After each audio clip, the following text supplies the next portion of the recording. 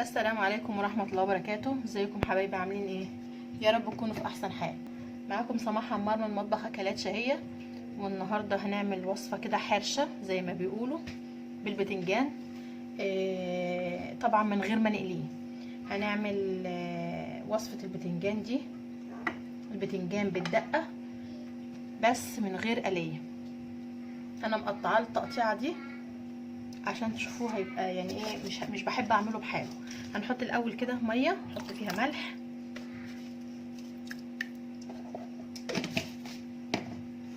هنقلبه.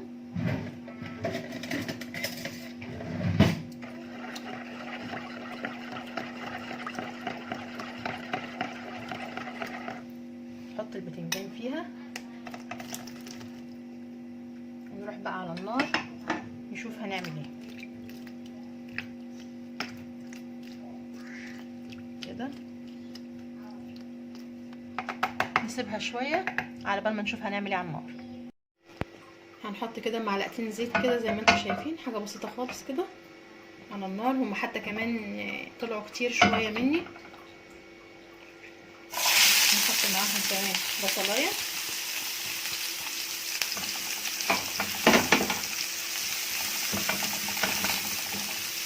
نشوحها كده.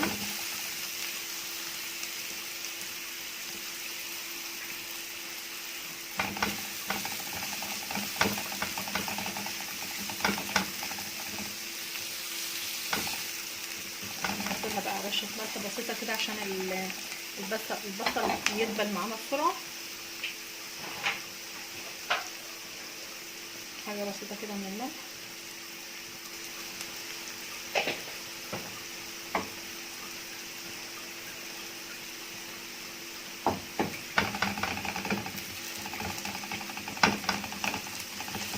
نسيبه بقى يدبل شويه كده ونرجع له تاني. هنا البتنجان بتاعنا انا صفيته من الميه وملح اللي احنا كنا حاطينه فيها، وهنرش عليه معلقتين كده من النشا كده. نقلبه كله في بعضه. النشا ده بيبقى عازل، ما بيخليهوش يشرب زيت خالص، بيخلي البتنجان ما يشربش اي نقطه زيت كده.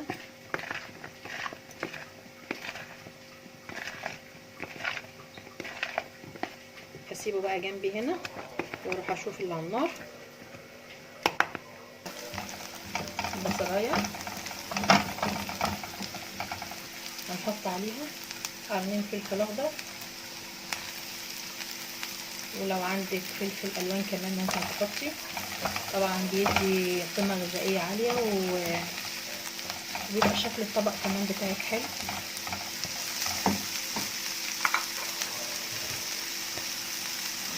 هنقلب فيه كده. دي بقى طريقه المطاعم، يعني المطاعم مش بيقلوا البتنجان زي ما احنا بنقليه في البيت، لا هما بيعملوه كده. البتنجان اللي انت بتجيبيه بالخلطه وبتبقى من عندهم كده من المطاعم، نفس الوضع كده. حط بقى كمان 3 فصوص ثوم مفرومين كده.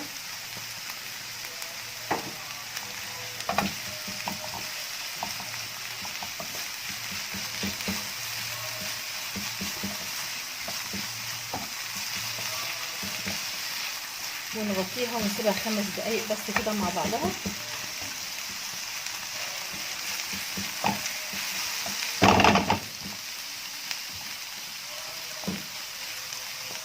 هسيبها 5 وارجع لكم تاني.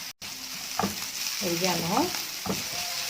طبعا احنا مش عايزينها تدبل قوي عشان لون الفلفل ما يروحش، يفضل بلون الاخضر زي ما هو.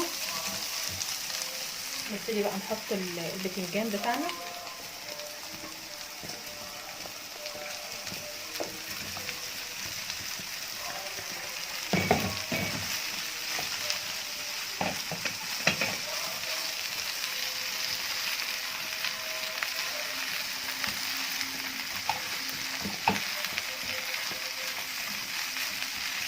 نقلبه ونرش عليه شويه ملح وشويه فلفل اسود.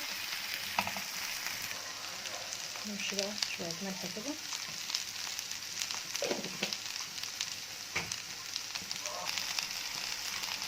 شويه كمون،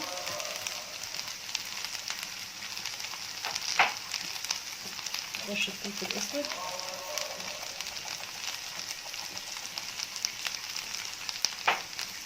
نقلب كله بقى لبعضه.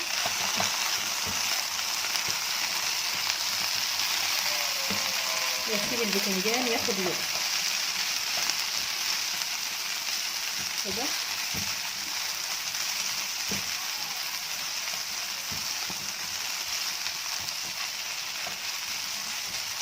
اسيبه بقى ياخد لون، نغطيه واسيبه ياخد لون قبل ما نقلبه على الناحيه التانيه.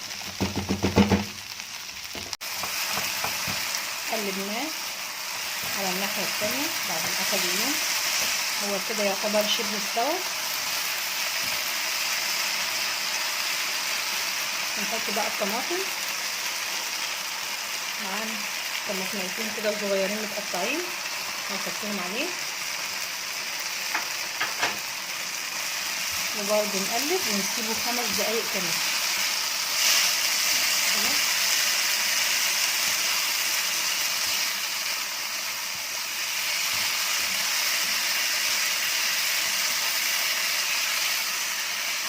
هنغطيه 5 دقايق كمان ونرجع تاني.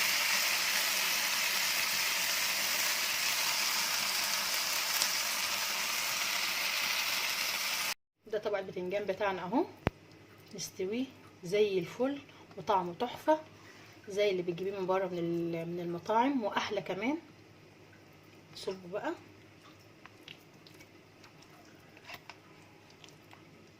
ايه رايكم بقى؟ طبق البتنجان بتاعنا، طبق البتنجان بالدقه تحفه، وطبعا من غير قليه، يعني مش شارب زيت كتير زي ما بيجي من بره شارب زيت، او زي ما البتنجان اللي احنا بنقليه بيشرب زيت. ده حاجه تانية خالص، ما هو شارب زيت. جميل وطعمه حلو والتتبيله بتاعته حلوه جدا. يتحط جنب اي حاجه، يتحط جنب اي اكل ممكن تعمليه، يتحط جنب سمك، يتحط جنب مشاوي، يتحط جنب اي حاجه ممكن تعمليه، وطعمه تحفه. جميل والله. اتمنى يكون الفيديو عجبكم. لو عجبكم الفيديو لايك للفيديو بالله عليكم عشان يوصل لاكبر عدد من الناس. فعلوا زر الجرس عشان يوصل لكم كل جديد مني. دمتم سالمين وربنا يحسن ما بين ايديكم يا رب.